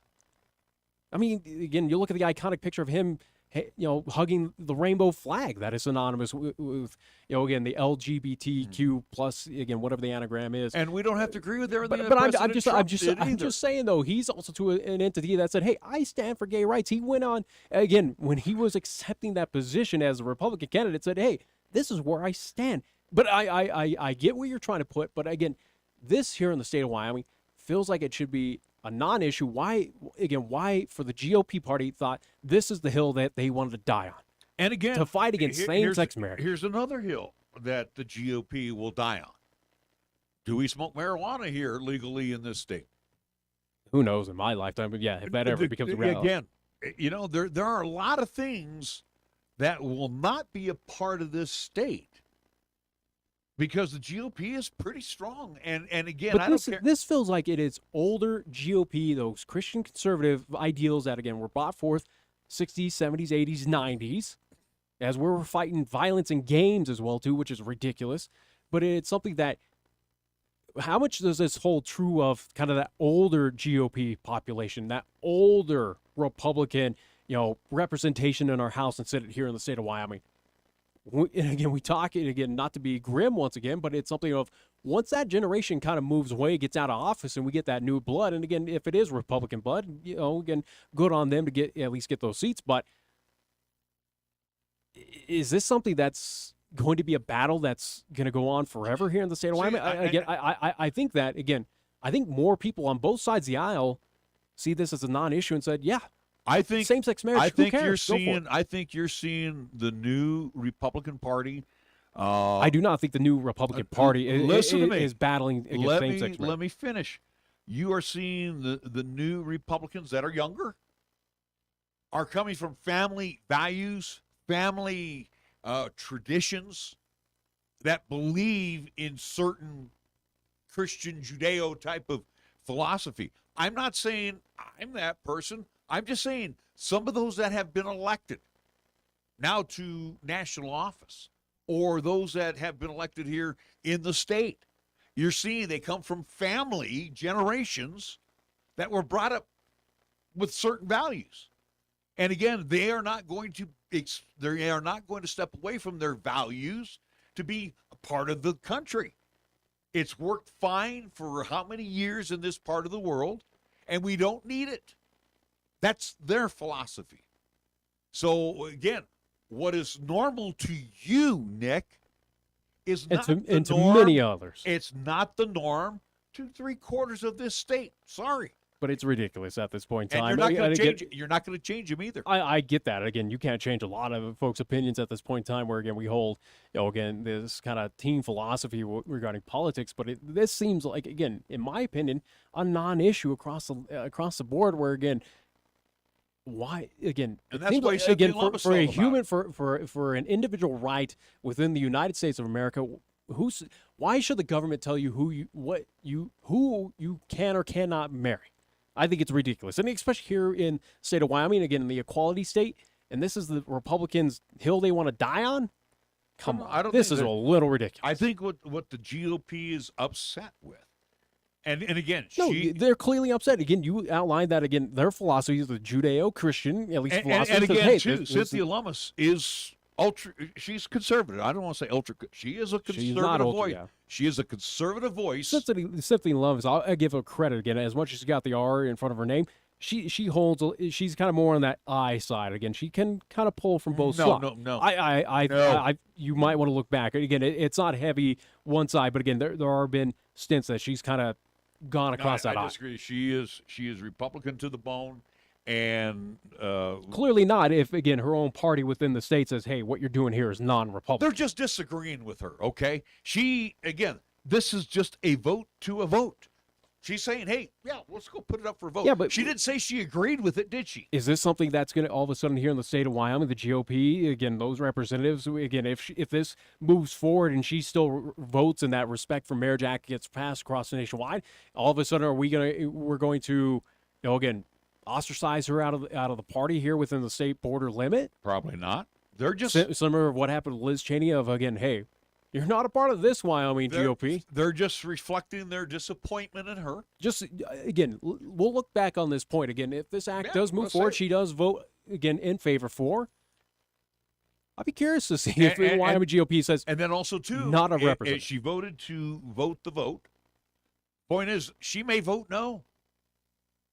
She's saying give it a chance. Let's get it to the vote. Again, it could go 50-50, and guess what? VP Harris is going to make it 51-50. Am I right? That's the current setup right now, because this vote, if I'm not mistaken, is not happening until after Thanksgiving, right? I do believe so. And that current Congress is still in session. You're assuming it's going to be a split vote, but again, you're going to have heavy on the blue side, and I think you're going to have a smattering of red again in where Congress sits right now. I'm just throwing out there as if it's a 50-50 type of situation. Hey, not all blues going to vote that way.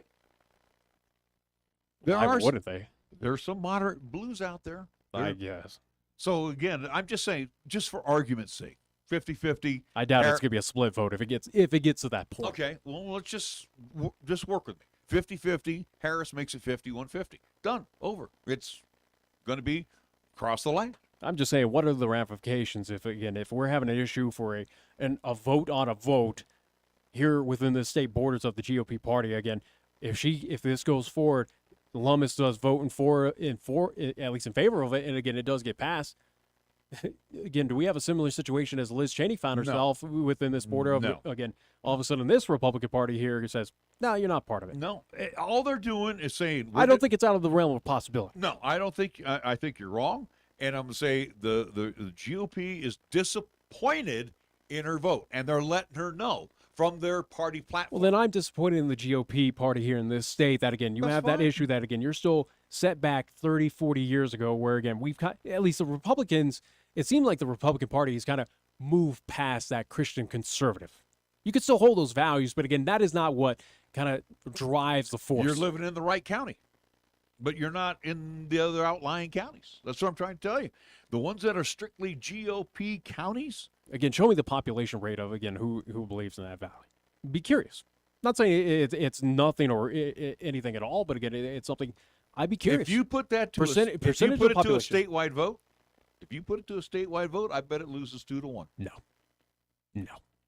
I think you're far from reality. I think you might be closer on that middle ground, possibly. But I think it's a 60, I don't think it's an overwhelming majority as you kind of. It's a 60-40 vote. No. Okay. Highly doubt. Well, we'll see if it comes up before the voters. And it may. Who knows? Same thing like marijuana. I bet you marijuana would go down. I bet you it would go down in a bigger chunk than you would think. I think that's probably where right now, again, Wyoming sees, again, for entities like me, again, my age group, Wyoming does not seem like an attractive kind of place if we're going to hold values like this where, sorry, I got bigger and better values to focus on where, again, if I'm going to make a living, and again, if I want to go in a red state, I'll go to Florida. Where Florida, again, seems accepting. You know what Wyoming's going to say? See ya. Yeah, I think that's, again, as we talk about that influx of people who are keeping these jobs around, keeping, again, the state moving forward, you got to look towards that younger generation that's going to have those new ideas and new values. I think what we saw in the primaries was the Wyoming that, again, and to my Democratic friends on the other side of the aisle, they know where Wyoming's at right now. Wyoming is that our concern is same-sex marriage. Is that it? No, I'm just saying that's just one of their planks. There's many on their platform. Again, the Republican Party of the state expects our leadership, our elected leadership, our 2 senators and our lone congressperson, now will be Harriet Hageman, expects them to go to D.C. and think of Wyoming first before the nation. And then these are some of the things that they say they believe in. And again, this is from 400 people of the Wyoming GOP. It's not just one guy. I get what you're selling, but again, and we're going to wrap this up because I'm not selling anything. You're selling a lot right now, but I am not selling it, Nick. It's I a just know situation how it that, is. again, this is the hill you want to die on. That this is the topic, this is the vote that you go and have an issue with Senator That makes Lawrence. Wyoming unique. Again, That we don't want same-sex marriage? we don't want marijuana. Then get me the hell out of here. Then, See you bye. I mean, come on, that is a ridiculous hill to stand on if you're a Republican. And people are going to say, "See you bye." They don't care what you think. And again, me and a lot of others are going to again look at that. If that is the issue that again we're going to have within the state border, come on, I'm going to find a better place to live. If you have enough signatures, Nick, if you can garner enough signatures, A, for same-sex, B, for marijuana, I'm just throwing those 2 out there. If you can get enough signatures, you bring it before the Wyoming House and the Senate, and they'll put it on the ballot. So if you want to bring it up to the governor's office, and leave it up to them, at least, again, for the House and Senate to at least figure that out. I mean, come on. But that's no more, point. I would say more that you would have a better shot in the House and Senate right now because even though it's dominated by Republicans, a lot of them are kind of right down the middle.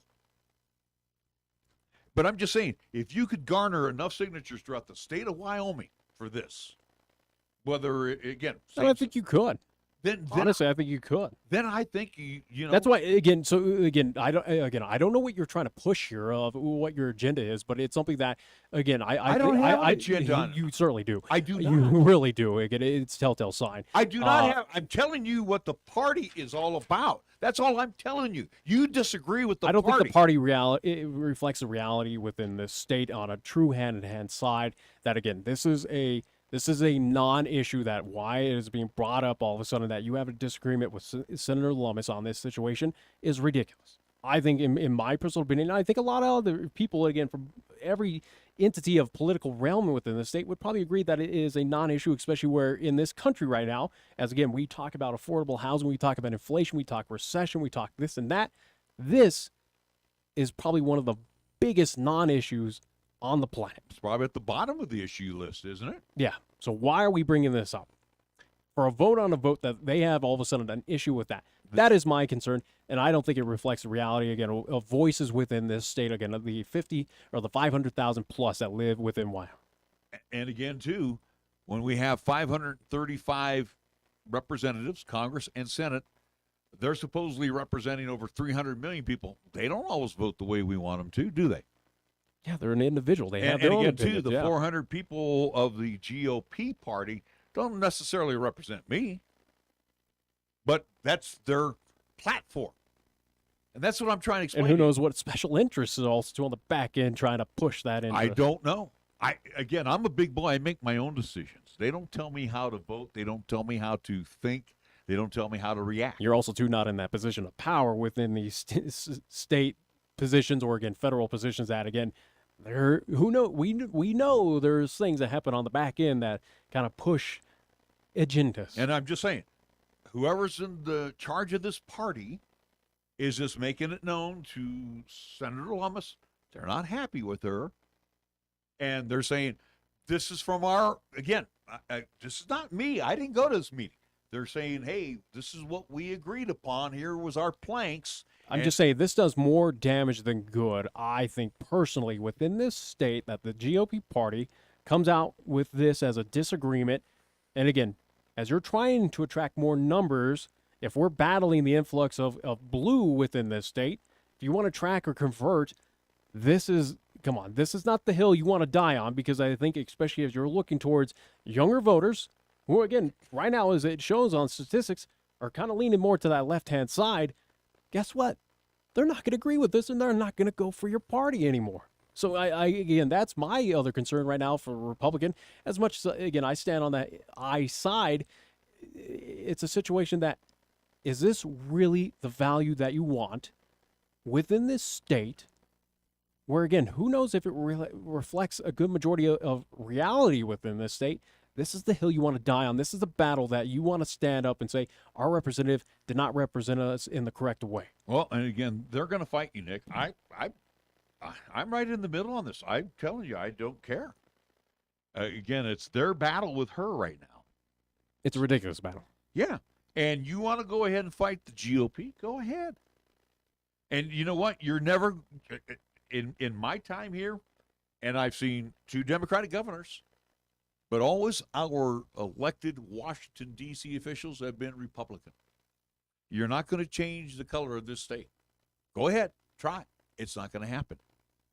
All right, we're going to take a break. I think we have one last break. No, we don't. We're going to keep it here. All right, we'll keep it here. And let's, I guess we can say this for sports tomorrow. Matter of fact, let's talk about Wyoming. I almost won't call it Wyoming, the Pro Show, you and me. Let's talk about what we got coming up for tomorrow on the Pro Show. Coming up tomorrow on the show, we'll talk with head coach Will Gray of the Pine Bluffs Hornets. Again, talk about their Class 1A nine-man football championship from a couple weekends ago. He's going to join us finally? Yeah. Well, again, we had time constraints due to, again, he was at state conference last week. So, again, as he is the athletic director and, again, head coach there at Pine. So, he had busy duties at least last Tuesday. So, again, we'll have him on tomorrow. Coaches-wise, as we'll shift from football into basketball, if I remember off the top of my head, again, Cheyenne Central boys head coach, we'll have Jim Schaefer join us. I do believe on the girls' side, Cheyenne East Lady Thunderbirds head coach Eric Wessling will join us as they defend their 4A state championship. And then back on the boys' side, we'll have from Cheyenne South, the Fighting Bison new head coach, Chad DeBryan, join us as well, too. So we'll have all 4 of those coaches as we shift now from football to basketball. Again, we will have those entities on, again, including Will Gray to talk and recap his championship victory with his Hornets team. Again, Class 1A nine-man champions over there, again, defeating Shoshone, again, a couple weekends ago in Laramie, Wyoming. So that's what's happening on tomorrow's show, 11 a.m. to 1 p.m. here on 1480 AM, 101.1 FM, 1480KRAE.com on the audio side. Video live streaming as we do on the 1480KRAE YouTube channel. Go over there, hit that subscribe button, give us a like on our videos. We appreciate that. Go follow and at least like our posts on Facebook, whether it's 1480 KRAE's Facebook page, the Pro Show's Facebook page. Again, just simply search for it. Also, too, is linked on our 1480 KRAE website. So, again, go look for that. Anyway, social media-wise, again, we're out there front and center. Again, we appreciate the likes, the follows, and the subscribes. Again, all completely free. And are we going to have time to talk about the debacle in Laramie this past Saturday? I think we could. I mean, you can sound like you got a power-packed show just on the local side. I don't think it's going to be lengthy conversations. Again, kind of good preview and review, at least conversations with those coaches coming up on tomorrow's show. But, again, we might be able to sneak in. Unless you want to, again, we have about 6 minutes, if not a little bit further. Up to you. No, I think it's more. We'll get into as we'll allude into that. At least a local broadcaster over at least for another entity here in town, Reese Monaco. Again, over the past weekend, especially before the Boise State contest, who again at the time was the voice of the Cowboys. Again, whether it was basketball and football. Again, taking over for Dave Walsh, who again we've had in studio. Again, he retired, stepped away from that role. Reese was the next man up and took over that role. Well, and he'd already been doing cowgirl basketball, and then he moved up to men's basketball because Walsh cut back.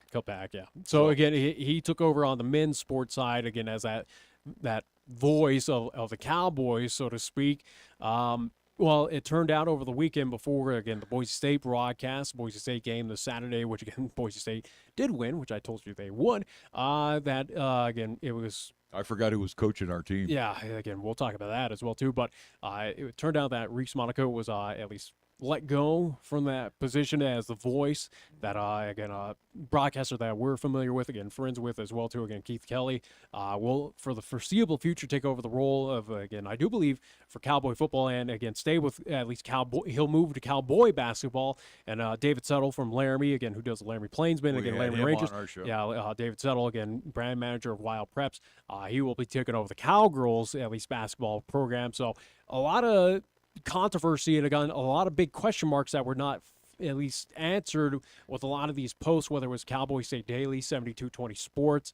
Again, a lot of entities got a hold of this because, again, this is big news across the state of Wyoming that, again, a guy who was in this position during the season, again, it hasn't even been a year, was abruptly removed. Well, and here's the deal.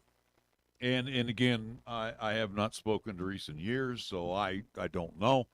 But again, unfortunately, social media is 24/7, so you got guys sitting in their basement. You can have armchair quarterbacks, as Craig Bull called you got guys in their pajamas, and they're typing up stuff they don't like, for every... Everyone's got an opinion. And again, for everybody that has a dislike, there's probably about 3-4 people that don't comment and say, hey, they like them. And that's the reality of social media without a doubt. But, and again, is it donors? Who knows? Again, and I think that's the issue with Learfield and same with the University of Wyoming, whether it's the athletic department. All about the Benjamins. But it's something that this was a misstep on them to announce this, but not, talk about it on the back end. Similar, again, and it'll be curious to see if it's a similar situation of what we ran into with LCCC, where, again, we had a complaint or two on the back end by those who were donating to LCCC and kind of swayed a decision regarding our broadcast for men's and women's basketball, which, again, we are not a part of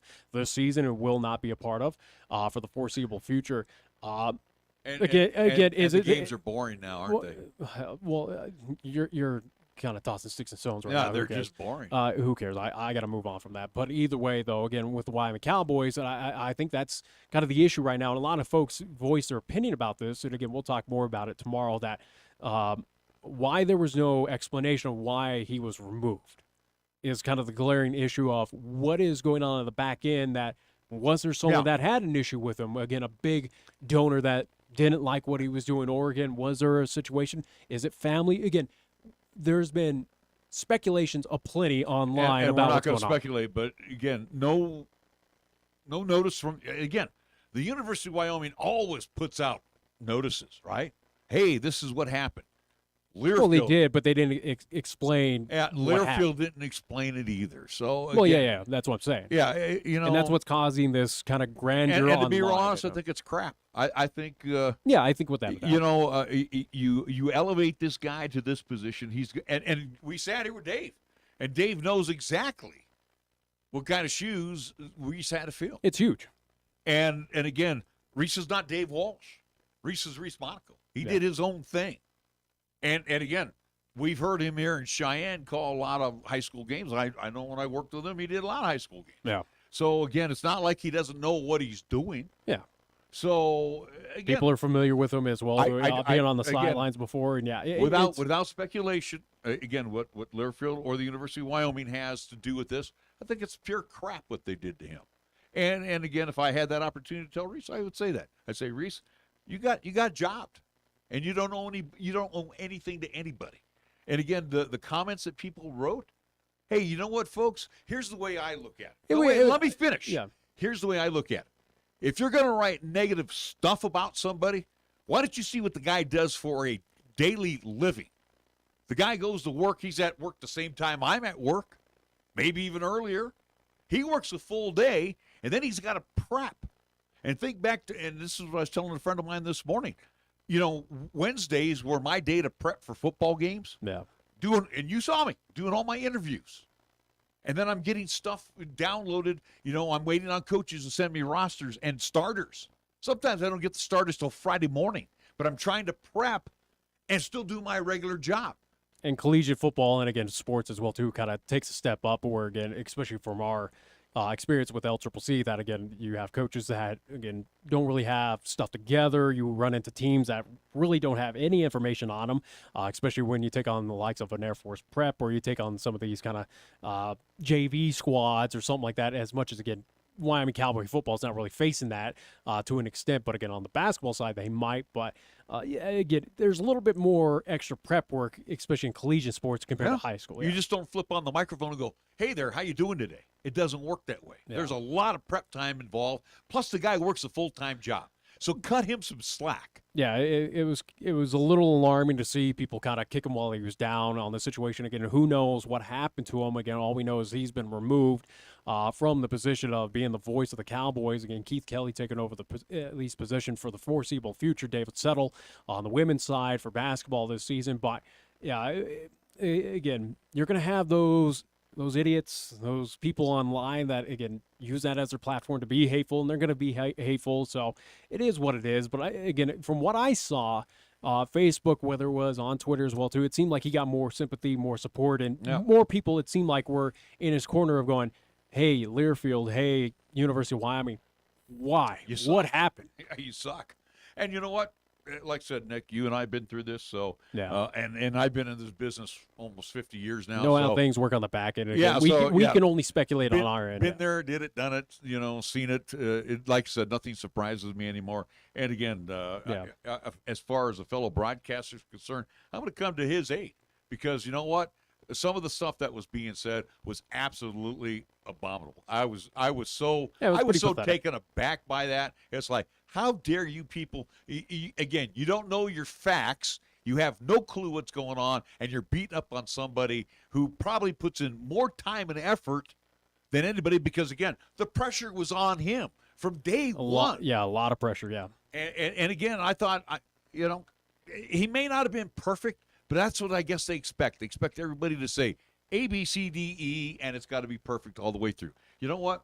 Or granted, those armchair quarterbacks, as again you've been referred to as one, but again, I think they can do the job better. And here's the deal too. We don't know if the replacement is going to be brought on board full time next year. We have no idea. Yeah, nothing was set in stone. So again, a lot of question marks, as you said, are still up in the air. Yeah, we'll see if things get answered with all this backlash coming forward, whether it is Wyoming Athletics, the university itself, or again Learfield Sports. So again, see if and again I haven't checked at least today if they ever released anything or if they will anytime soon. Hopefully they do because a lot of people are at least kind of got the pitchforks in the air going, what happened? We need to know. This is kind of a little ridiculous. We want a little insight of why all of a sudden this guy who didn't finish the entire season is now just gone. Yeah, so it is what you it gave is. him a 3-month trial. That's it. Yeah, 90 days and boom, you're gone. Yeah, a little ridiculous. Very quickly before we end today's show as well, too, do want to, at least for me personally, again, I have a tie. University of Idaho, if you've not seen the story coming out of Moscow, Idaho, again, those students that were stabbed,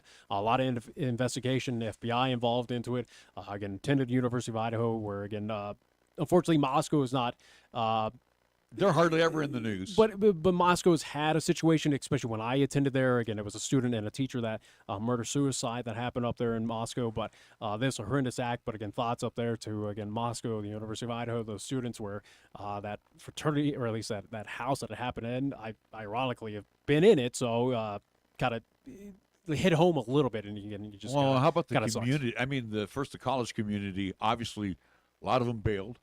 And then the community itself. I mean, again, you've got some serious deranged person still at large in that community, and that's a small community too. Yeah, I mean, Moscow small. Is not huge. So again, people know everybody by first name around that part of the world. It's a very scary situation. Come on, law enforcement, nail this person.